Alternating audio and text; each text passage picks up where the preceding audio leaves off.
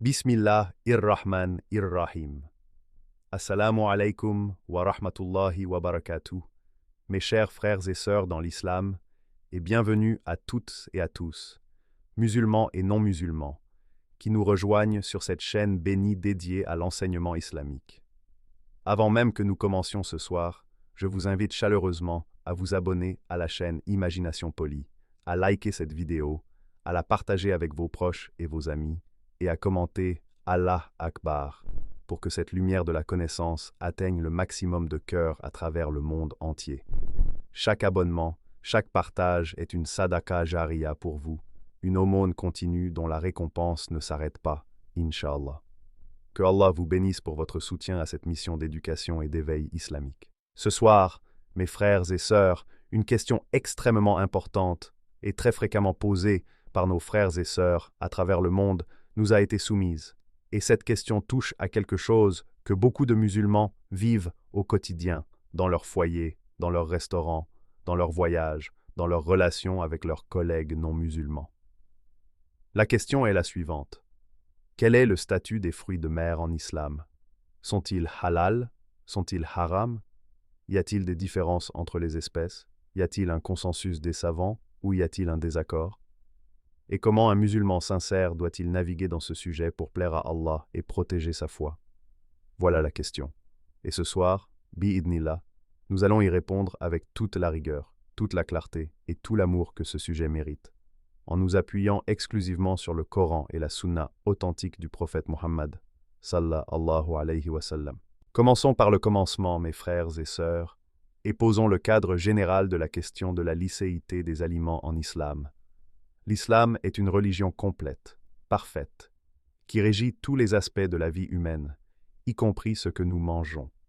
Allah dit dans le Coran, dans la sourate Al-Baqarah, verset 168, « Ô homme, mangez de ce qui est licite et bon sur la terre, et ne suivez pas les pas du shaitan, car il est pour vous un ennemi déclaré. » Ce verset fondateur nous enseigne deux choses simultanément.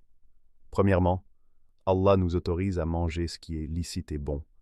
Et deuxièmement, il nous met en garde contre les pièges du shaitan, qui cherche à nous faire consommer ce qui est interdit, ou à nous compliquer inutilement ce qui est autorisé.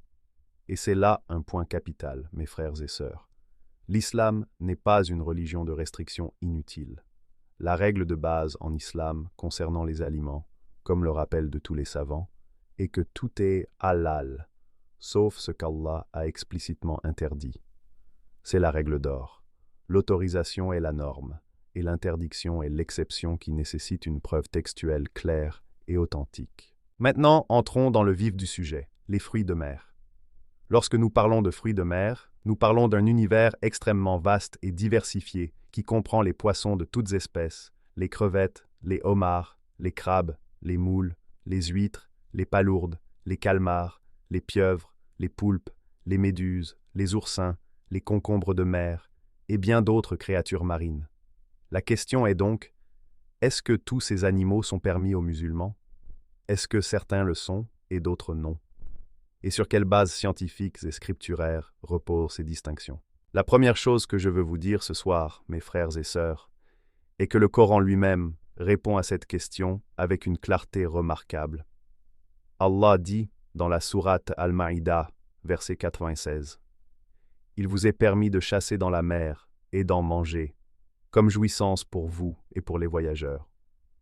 Il vous est interdit de chasser sur terre, tant que vous êtes en état d'ihram, et craignez Allah, vers qui vous serez rassemblés. » Ce verset est d'une importance capitale, mes frères et sœurs. Regardez avec quelle générosité Allah s'exprime. Il vous est permis de chasser dans la mer et d'en manger. Le texte arabe dit « Saïd al-Bahr », la chasse de la mer, et « ta'amuhu », sa nourriture. Allah utilise ici une formulation absolument générale et inclusive. Il ne dit pas « certains poissons » ou « certains animaux marins ». Il dit « la mer » dans sa totalité. C'est une permission large, généreuse, inclusive, qui couvre l'ensemble des créatures marines. Ce verset seul suffirait à répondre à la question. Mais il y a plus, mes frères et sœurs. Dans la sourate Al-Fatir, verset 12, Allah dit Et il n'est pas semblable les deux mers. L'une est douce et désaltérante, agréable à boire, et l'autre est salée et amère. Et de chacune vous mangez de la viande fraîche.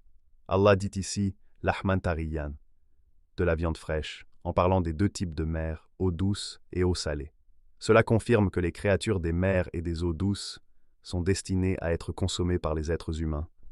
Et cela fait partie des signes de la miséricorde d'Allah envers ses serviteurs. Et dans la sunna du prophète Muhammad, sallallahu alayhi wa sallam, nous trouvons des confirmations encore plus explicites.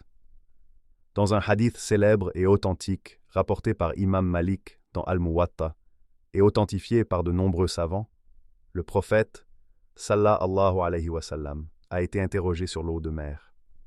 Quelqu'un lui a demandé « Ô messager d'Allah, nous voyageons en mer, et nous n'emportons que peu d'eau avec nous. Si nous faisons nos ablutions avec elle, nous aurons soif. Pouvons-nous faire nos ablutions avec l'eau de mer ?» Le prophète, sallallahu alayhi wa sallam, a répondu « Elle est pure, son eau, et licite, ses morts. » Ce hadith, mes frères et sœurs, est extraordinairement riche en enseignements. Le prophète a dit « Halal maitatiha » licite ses morts, c'est-à-dire que les animaux marins qui meurent naturellement dans la mer, qui flottent à la surface, sont halal pour le musulman. Or, dans le droit islamique, l'animal qui meurt sans être correctement abattu est en principe considéré comme haram. Mais le prophète fait ici une exception complète pour les animaux marins. Il établit une règle spécifique pour la mer. Même la mort naturelle des créatures marines ne les rend pas haram. Cela signifie, a fortiori, que les créatures marines vivantes et pêchées sont entièrement halal. Allah Akbar, mes frères et sœurs, abonnez-vous à la chaîne Imagination Polie. Partagez cette vidéo avec toute votre communauté, avec votre famille, avec vos amis, avec vos collègues, likez et commentez Allah Akbar, pour que cet enseignement précieux atteigne tous les musulmans qui ont besoin de cette clarté dans leur vie quotidienne. Votre soutien à cette chaîne est un investissement dans la diffusion de la connaissance islamique authentique, et Allah ne laisse aucun acte sincère sans récompense. Revenons maintenant à notre sujet, car il y a des nuances importantes que je dois vous expliquer avec honnêteté, mes frères et sœurs. Si la majorité absolue des fruits de mer est halal selon le Coran et la Sunna, et si l'école malékite, l'école shafi'ite et l'école hanbalite s'accordent sur la permission générale de l'ensemble des créatures marines, il existe néanmoins un point de désaccord entre les savants de l'islam, et ce désaccord concerne principalement l'école hanafite. Les savants hanafites, en particulier, ont établi une distinction entre différentes catégories d'animaux marins. Selon leur école de pensée, seul le poisson au sens strict du terme est clairement halal, tandis que d'autres créatures marines comme les crevettes, les homards, les crabes, les huîtres, les palourdes et les calmars font l'objet d'une discussion. Cette distinction dans l'école hanafite est basée sur leur interprétation du terme « samak », poisson, qu'ils considèrent comme la seule créature marine explicitement mentionnée et autorisée dans les textes. Cependant, je dois être honnête avec vous, mes frères et sœurs, et vous dire que l'opinion la plus solide, celle qui est appuyée par les preuves les plus directes tirées du Coran et de la Sunna, est l'opinion de la majorité des savants qui permettent l'ensemble des créatures marines sans distinction. Et voici pourquoi. Le verset de la sourate Al-Maïda que j'ai cité tout à l'heure utilise le terme « Saïd al-Bahr », la chasse de la mer, sans aucune restriction. Et le hadith du prophète sur la mer dit « halal maitatiha », licite ses morts, sans préciser seulement les poissons.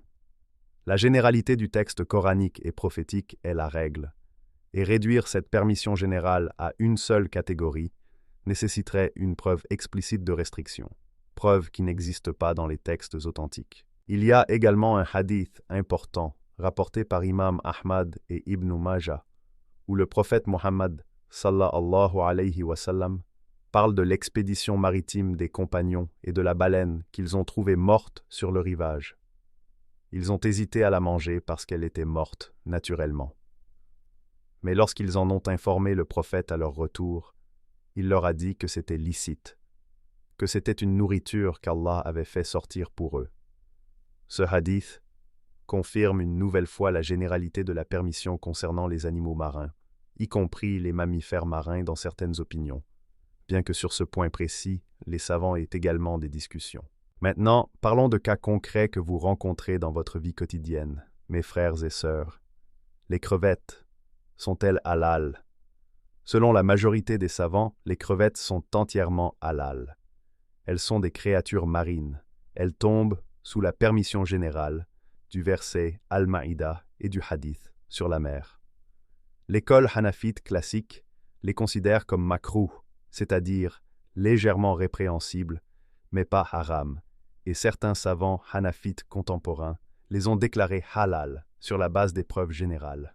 Le homard et le crabe, selon la majorité des savants, ils sont halal, car ils sont des créatures marines.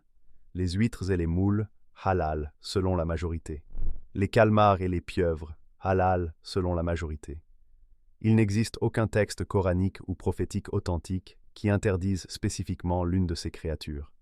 Il y a cependant un point sur lequel tous les savants s'accordent, et je veux que vous le reteniez clairement ce soir. Les reptiles aquatiques, comme les crocodiles, les serpents d'eau et les grenouilles sont haram. Concernant les grenouilles spécifiquement, le prophète Muhammad, sallallahu alayhi wa sallam, a explicitement interdit de les tuer, et les savants en ont conclu qu'elles ne peuvent pas être consommées. Et concernant les crocodiles et les serpents, ils tombent sous la catégorie des animaux sauvages accros ou des reptiles dangereux qui sont en général interdits. Ce sont des exceptions clairement établies par des textes authentiques. Je veux également aborder un aspect souvent négligé de cette question, mes frères et sœurs, et c'est la question de la manière dont les fruits de mer sont préparés et servis. Car un aliment peut être halal en lui-même, mais devenir haram par la manière dont il est préparé. Si les crevettes ou les poissons sont cuisinés avec du vin, avec de l'alcool ou avec des graisses de porc, alors ils deviennent haram, non pas à cause de leur nature propre, mais à cause de ce qui leur a été ajouté. C'est un principe fondamental en jurisprudence islamique. La chose pure peut être contaminée par un élément impur qui lui est mélangé.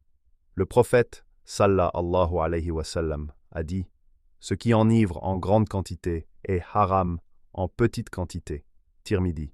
Donc, mes frères et sœurs, lorsque vous commandez des fruits de mer dans un restaurant, assurez-vous qu'ils ne sont pas préparés avec de l'alcool ou d'autres ingrédients haram.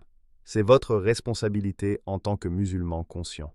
Il y a aussi la question du contexte géographique et culturel. Et c'est quelque chose que je trouve fascinant, mes frères et sœurs, parce que cela illustre la sagesse universelle de l'islam. Que vous soyez en Asie du Sud-Est, où les fruits de mer sont un aliment de base quotidien, en Afrique de l'Ouest, où le poisson est la principale source de protéines, en Europe, où les fruits de mer sont une gastronomie raffinée, ou au Moyen-Orient, où les poissons du golfe Persique sont consommés depuis des millénaires, l'islam répond à votre situation avec la même générosité et la même clarté. La permission est universelle, elle transcende les cultures et les géographies, parce qu'elle vient d'Allah, qui est le créateur de tous les hommes et de toutes les mers. Permettez-moi également de m'adresser à nos frères et sœurs chrétiens qui nous regardent ce soir avec curiosité et respect, et je les en remercie chaleureusement. Vous remarquerez que dans la Bible, dans le livre du Lévitique, des restrictions alimentaires concernant les animaux marins sont mentionnées. Seuls les animaux marins ayant des nageoires et des écailles seraient permis selon la loi mosaïque. Cependant, dans le Nouveau Testament, le christianisme a généralement abrogé ces restrictions alimentaires, et la plupart des chrétiens mangent tous les fruits de mer sans restriction. En islam, la position est que la loi de la Torah a été complétée et dans certains aspects modifiée par la révélation coranique. Et sur la question des fruits de mer, le Coran adopte une position de grande ouverture et de générosité, autorisant l'ensemble des créatures marines, comme nous l'avons vu. C'est l'une des beautés de l'islam, une religion qui s'adapte aux réalités humaines, tout en maintenant des principes clairs et des limites protectrices. Je veux maintenant vous parler d'un aspect spirituel de cette question, parce que chez moi, l'enseignement islamique ne se limite jamais à la jurisprudence sèche. Quand Allah dit dans le Coran que la mer est une source de nourriture licite pour nous, il nous rappelle aussi ses bienfaits infinis. Dans la sourate An-Nahl, verset 14, Allah dit « Et c'est lui qui a assujetti la mer pour que vous en mangiez une viande fraîche et que vous en retiriez des ornements que vous portez. Et tu vois les bateaux labourer les flots afin que vous cherchiez de sa grâce, et pour que vous soyez reconnaissants.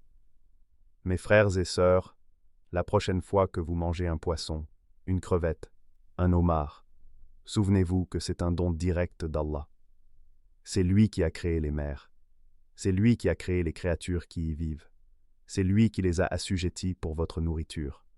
Et il vous demande en retour une seule chose, la gratitude. Dites Bismillah avant de manger. Dites Alhamdulillah après avoir mangé. C'est la monnaie de l'islam, la reconnaissance envers Allah pour ses bienfaits innombrables.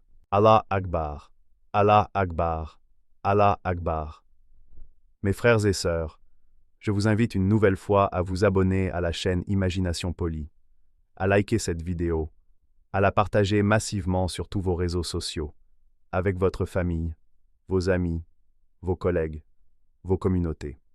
Commentez Allah Akbar en bas de cette vidéo pour soutenir cette mission d'enseignement islamique authentique et accessible à tous.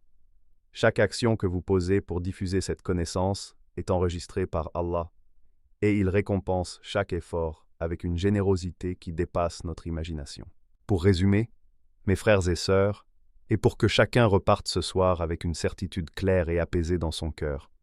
Premièrement, le Coran dans la sourate Al-Maïda, verset 96, autorise explicitement et généralement l'ensemble des créatures marines. Deuxièmement, le prophète Mohammed, sallallahu alayhi wa sallam, a confirmé cette permission générale en déclarant que l'eau de la mer est pure et ses morts sont licites. Troisièmement, la majorité écrasante des savants de l'islam, de toutes les écoles de jurisprudence, s'accordent sur la licéité générale des fruits de mer, avec quelques nuances dans l'école hanafite sur certaines espèces spécifiques. Quatrièmement, les seules exceptions clairement établies par des textes authentiques concernent les reptiles aquatiques, comme les grenouilles, les crocodiles et les serpents. Cinquièmement, la manière de préparer les aliments est aussi importante que leur nature. Un fruit de mer halal préparé avec de l'alcool ou des produits haram devient haram. Et sixièmement, manger les fruits de mer en disant Bismillah et en remerciant Allah est un acte d'adoration en lui-même. Mes frères et sœurs, l'islam est une religion de facilité, pas de complication.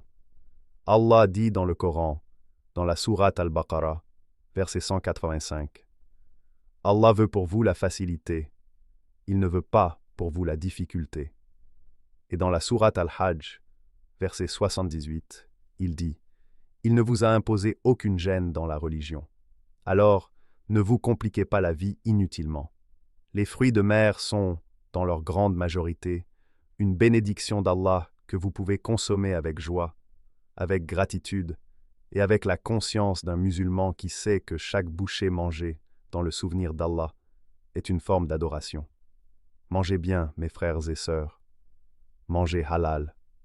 Et remerciez Allah pour chaque don qu'il vous accorde, car les bienfaits d'Allah sur vous sont innombrables, comme il le dit lui-même dans la sourate Ibrahim, verset 34.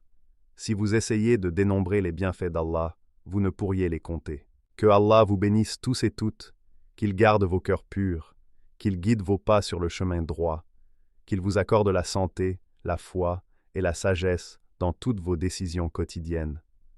Abonnez-vous à la chaîne Imagination Polie, likez, partagez et commentez Allah Akbar.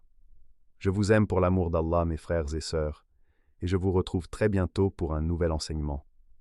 Assalamu alaikum wa rahmatullahi wa barakatuh.